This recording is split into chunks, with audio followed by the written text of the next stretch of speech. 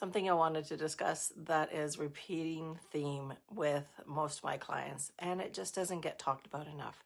And that is, just because something is common does not mean that it's normal. And nowhere is it more true than with your gut. Bloating after meals, common. Reflux that you can manage with antacids every single day, common. The uncomfortable full feeling that just won't quit, common. But none of that is normal. And I say that as someone who's actually worked with people for over 14 years in functional nutrition and watched them normalize these symptoms that were actually your body, their bodies, waving a red flag, a big red flag that we keep ignoring year after year, decade after decade. Just give me a pill to get rid of it. The gut is not just where you digest food. It is the root of so much of what happens in your body, your mood, your energy, your immune system, your hormones, your skin, all gut. And when your gut is struggling, even if you don't have any symptoms, everything downstream feels it. These are your symptoms, even though they're not really in the middle of your body in your gut area. And most people have been managing their symptoms for so long that they've completely stopped asking why the symptoms are there in the first place. So jumping right in and discussing antacids and PPIs today, protein pump inhibitors. I just wanted to be really straightforward with you about something that most people have never been told. If you're taking an antacid or an acid blocking medication every single day, you are not treating the problem. Yes, it's very helpful at taking away the pain and the gas and the bloating, but there is a massive difference between taking away the symptom and fixing what's underneath or what's the reason behind it. Here's what I mean. Most people assume that reflux and heartburn mean that they have too much stomach acid. So the antacid makes sense, right? Neutralize the acid, feel better. But the truth is that in a lot of cases, especially as we get older, reflux is actually caused by too little stomach acid, not too much. When your stomach acid is low, food sits in the stomach longer than it should. It ferments, it creates pressure, and that pressure pushes whatever acid is there back up into the esophagus. So you feel the burn, but the cause of this is actually opposite of what you think. And when you take an antacid long enough, over years, you are further reducing the acid your body actually needs to break down protein, absorb minerals like iron, calcium, and B12, and protect you from pathogens that come through your food. This is when I see parasites in the blood.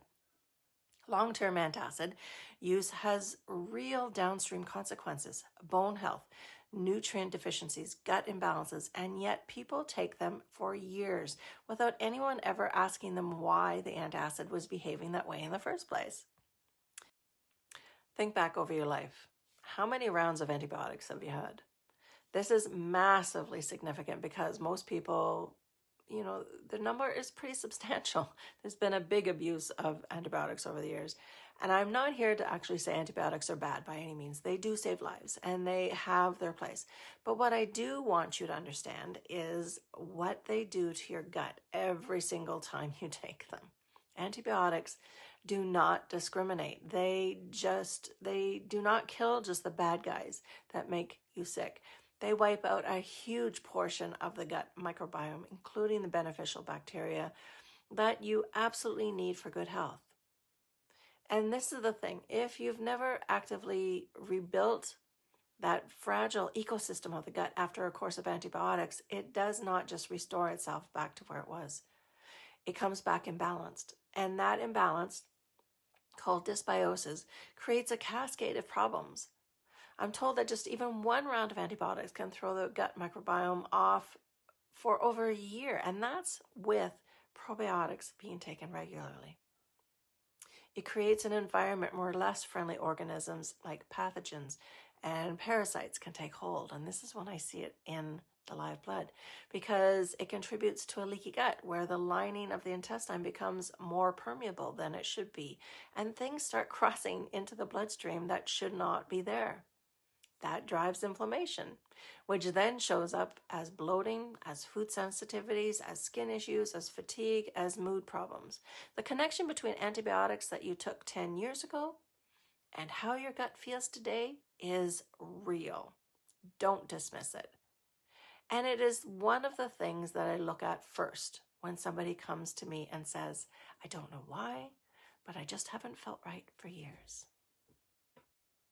If you're on Ozempic, Wegovy, Mounjaro, or any other GLP-1 medication, your gut health matters even more than it did before you started. Here's why. GLP-1 medications work in part by slowing down how quickly food moves through your digestive system. This is actually part of how they reduce appetite, to keep you feeling full. But if your gut is already struggling, if you already have dysbiosis, low stomach acid, or any other kind of gut imbalance, slowing things down further can amplify those issues significantly. Trust me. It can make bloating worse. It can make constipation worse. It can create a really uncomfortable environment in your gut that makes the medication harder to tolerate. It can worsen the infamous side effect of nausea, another sign of low stomach acid. I see this a lot. Someone starts their medication, the side effect is rough, and they assume it's just the medication. But often, what is actually happening is that the medication is working on the gut that was already compromised. And nobody looked at that before handing you over the prescription.